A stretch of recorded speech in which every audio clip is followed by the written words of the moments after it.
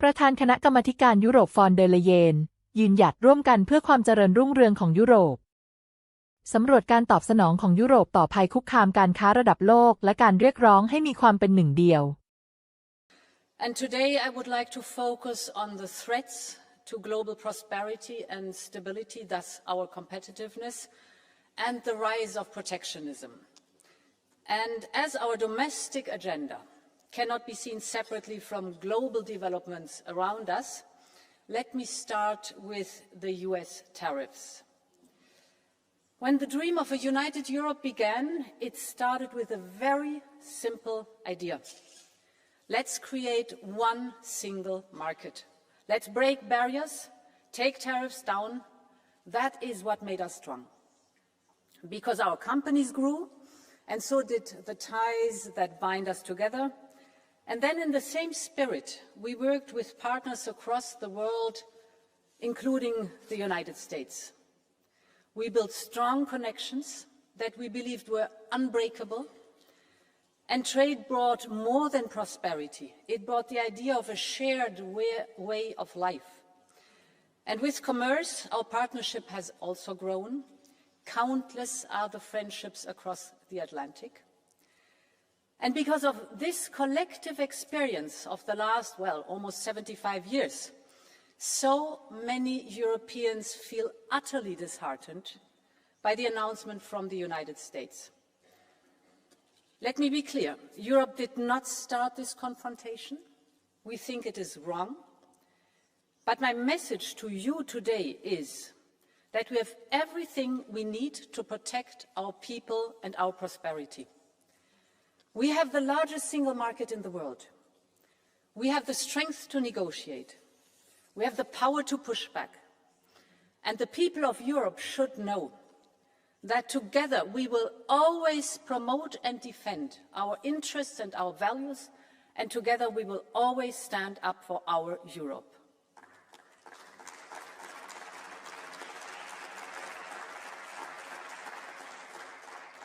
So far, the US administration has announced a 25% increase of tariffs on imports of steel and aluminium, cars and car parts.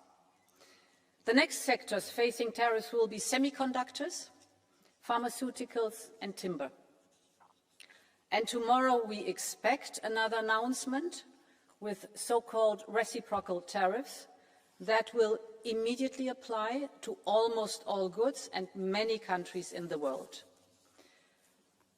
Of course, there are severe issues in the world of trade, without any question. Overcapacities, we know about the imbalances. We see unfair subsidies, denial of market access, or the IP theft. And I hear Americans when they say some others have taken advantage of the rules. I agree. We also suffer from it. So let's work on it. But tariffs across the board make things worse, not better. Tariffs are taxes that will be paid by the people.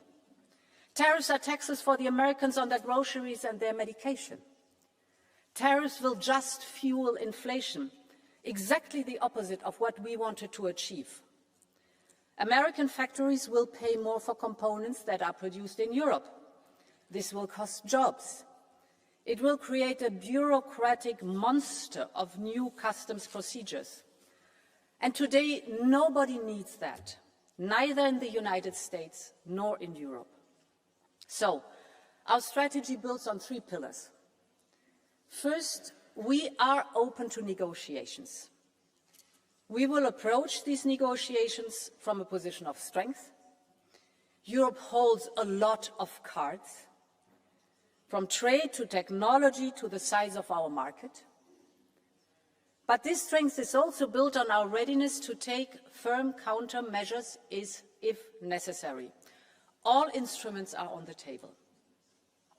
Second, we will keep diversifying our trade with other partners. You mentioned it, Antonio. Our hallmark is not only that we are the biggest market in the world, but that we are reliable and predictable. We honor our commitments. And that is exactly what our partners are looking for today.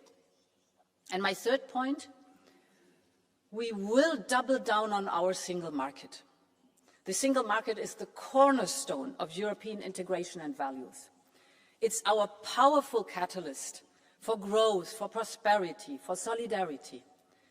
But we have to tear down remaining barriers to have a single market to go big, because scale matters, and a single market to go fast and to go far. Now to the first point. Our immediate response to tariffs is unity and determination.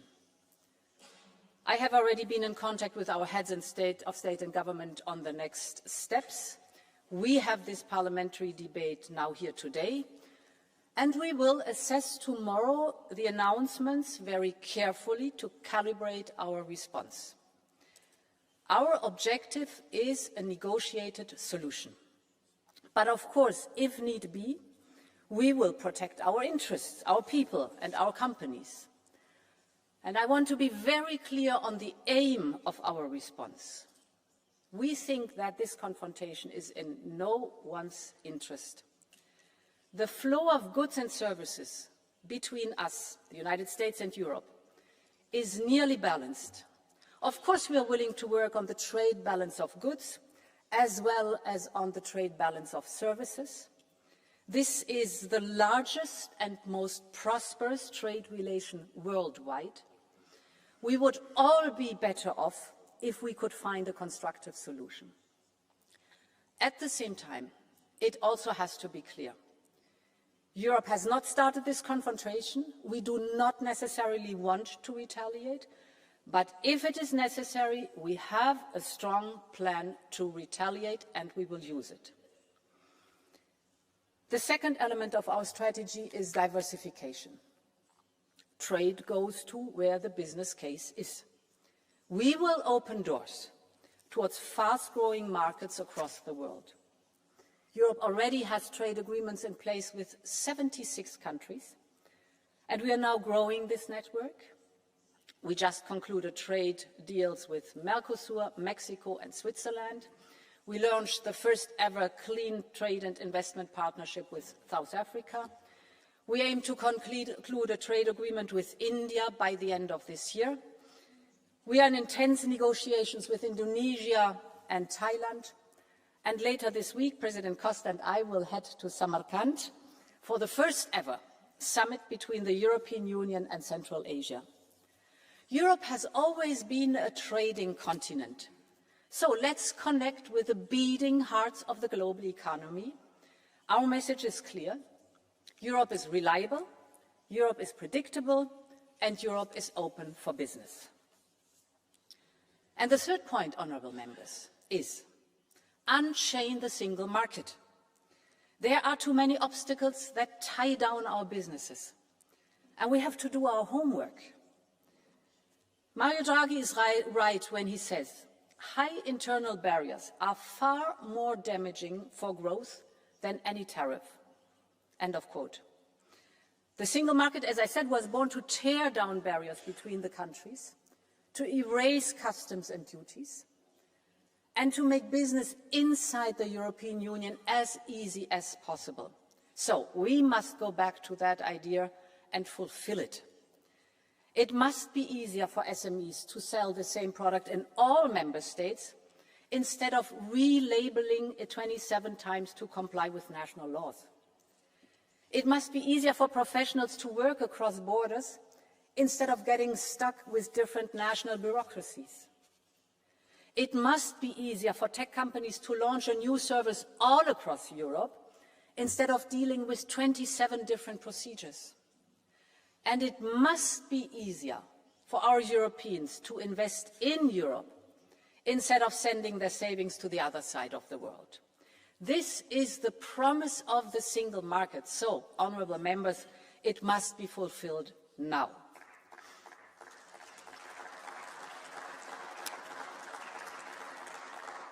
I know, honourable members, that the European Parliament has always worked hard to complete the single market. Now we have the generational opportunity to get it done. We have a strong consensus on the Draghi and Letta report among all of us. We have put ambitious proposals on the table, you know it from the Savings and Investment Union, to ensure that people get a better return on their money, but also that the companies find the finances they need in Europe, to our omnibus simplification packages or our union of skills, and more will come, including the 28th legal regime for innovative companies. According to the IMF, Europe's internal market barriers, are equivalent to a tariff of 45% for manufacturing and 100% for services. This simply cannot be. This must change now. This is why I have tasked EVP Séjourné to come up with concrete and bold proposals next month to remove most of these barriers and prevent new ones. These reforms are long overdue, and now they have become more urgent than ever. We all know, in a stormy global economy, the single market is our safe harbor. It's now 30 years since Jacques Delors laid its first stone, so it's time to finish the job. Thank you very much, and long live Europe. Thank you very much, President von